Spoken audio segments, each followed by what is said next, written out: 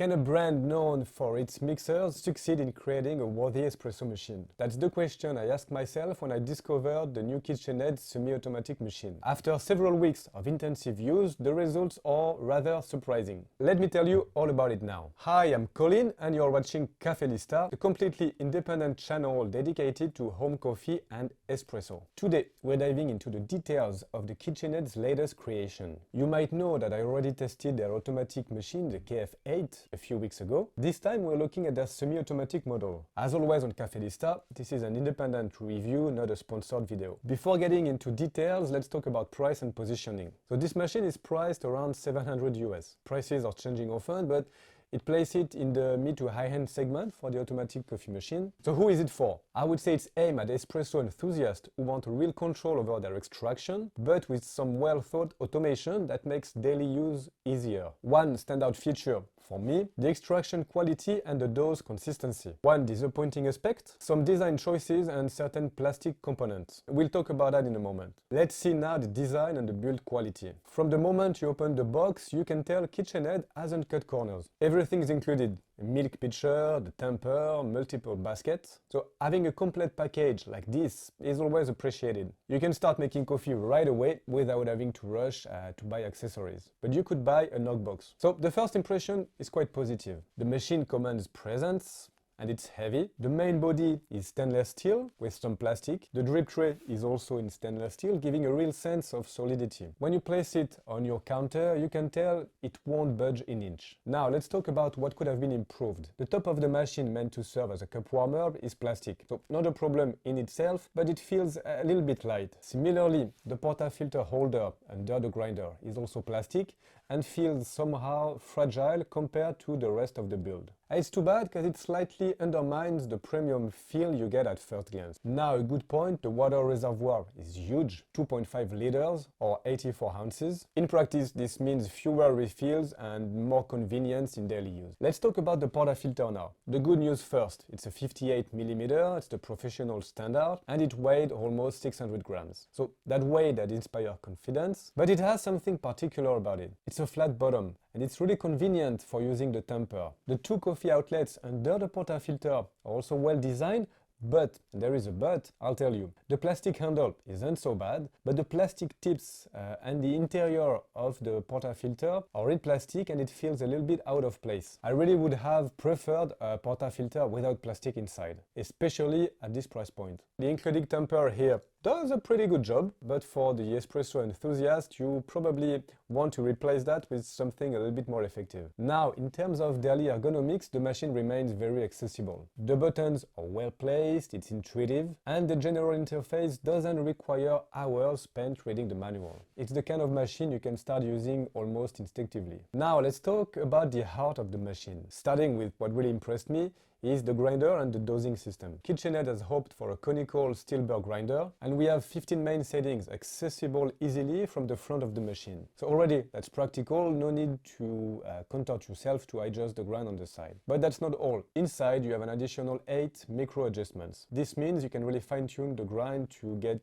the perfect extraction. Not as much as a separate stepless grinder, of course, but for a semi-automatic coffee machine, it's pretty good. The bean hopper is easily removable, and if you're like me and enjoy changing coffee regularly, it's a real plus for daily use. No need to scoop out the beans with a spoon. KitchenAid has also thought about lighting. A small light under the portafilter helps you see your grounds clearly, and another one under the coffee spouts illuminates your extraction. These little details are nice to have, especially when you're preparing your first coffee half asleep. For accessories, as I mentioned, the machine is well equipped. So you get 4 baskets, 2 pressurized and 2 non-pressurized, for a single and double shots. It could be interesting for progressive learning.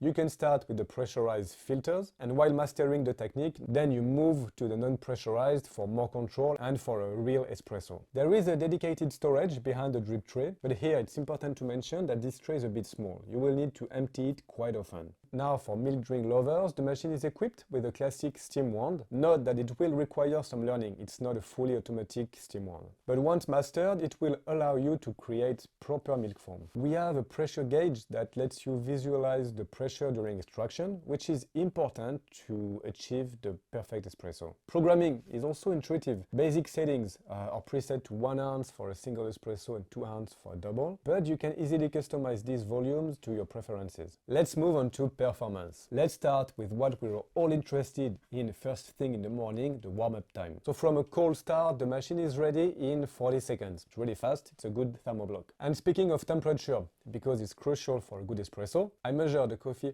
output temperature. It is between 78 to 80 degrees Celsius, 172 to 176 Fahrenheit at the maximum settings, with 3 temperature levels available. So that's exactly where we want to be for an optimal extraction. You can also get hot water in around 10 seconds, and if you switch to the steam one, it takes between 15 to 20 seconds. So here the thermoblock is quite responsive. I used my thermal camera to get a deeper analysis, and I made an interesting discovery. The cup warmer reaches about 104 degrees Fahrenheit, which is acceptable, but I spotted a really hot spot around 50 degrees Celsius, 124 Fahrenheit, near the bean hopper. This is a classic challenge with the semi-automatic coffee machine. The heating system is close to the bean container, so my advice here, I would avoid overfilling the hopper to preserve the coffee beans. Now let's talk about noise, and here I was pleasantly surprised.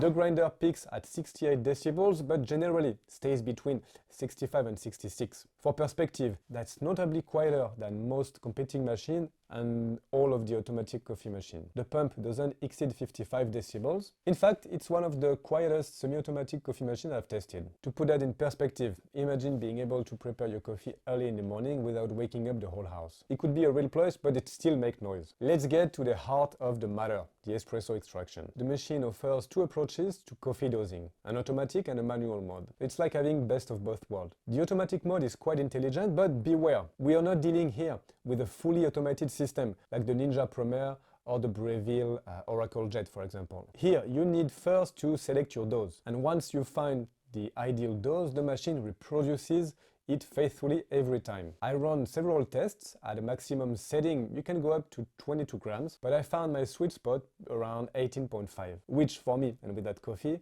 is a quarter turn below the maximum. Perfect for a double espresso. Pro tip here, invest in a dosing funnel. Why? Because without one, dosing between 18 to 19 grams of coffee can quickly make a mess. I think it should have been included with the machine, and it's probably the only real negative points of the dosing system. Now, for control lovers, the manual mode is there. You just keep your finger pressed and the grinder runs until you release. Perfect for days when you want to experiment or when you just want to grind coffee for another method, for example. I tested the machine with different roasts from light to dark, and it handles them very well. The grinder does a pretty good job. Once you find your parameters, you can count on the machine to reproduce the same espresso day after day.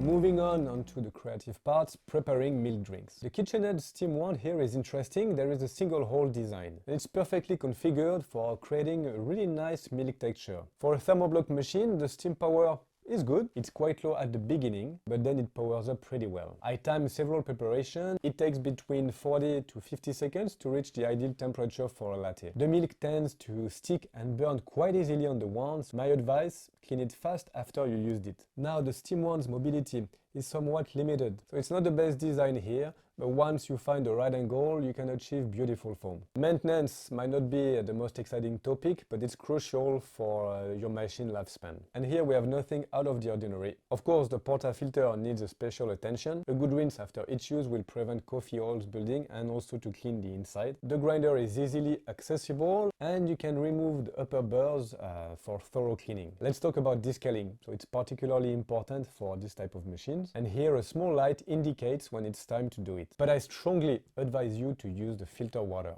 And by the way, you can use a filter in the water tank. This will significantly extend the interval between descaling and also protect your machine. Before reaching our final verdict, let's talk about an important point here. learning. Yes, it's a semi-automatic coffee machine that simplifies certain steps, but don't be fooled. Like the Breville Barista Express or some model of the DeLonghi Specialista, a good understanding of the espresso extraction here remains essential. Yes, the machine makes your life easier in some aspect, but it doesn't do all the work for you. And that's a good thing, because the reward here is a true espresso, significantly superior to what you would get with an automatic coffee machine. But you will need a little practice for it. And my advice, invest in a small precision scale. It's a small investment that will make a big difference in your coffee quality. Now let's talk about strengths and weaknesses. So what really impressed me with the machine? The extraction quality is good with the 58mm portafilter, exceptionally low noise for this type of machine. Overall, a finish and design that are really good, the steam wand that works well, and an effective thermoblock system. But there are also some points that could have been improved. Some plastic elements, particularly on top of the machine, the portafilter holder, and the portafilter itself, though with professional dimension, I think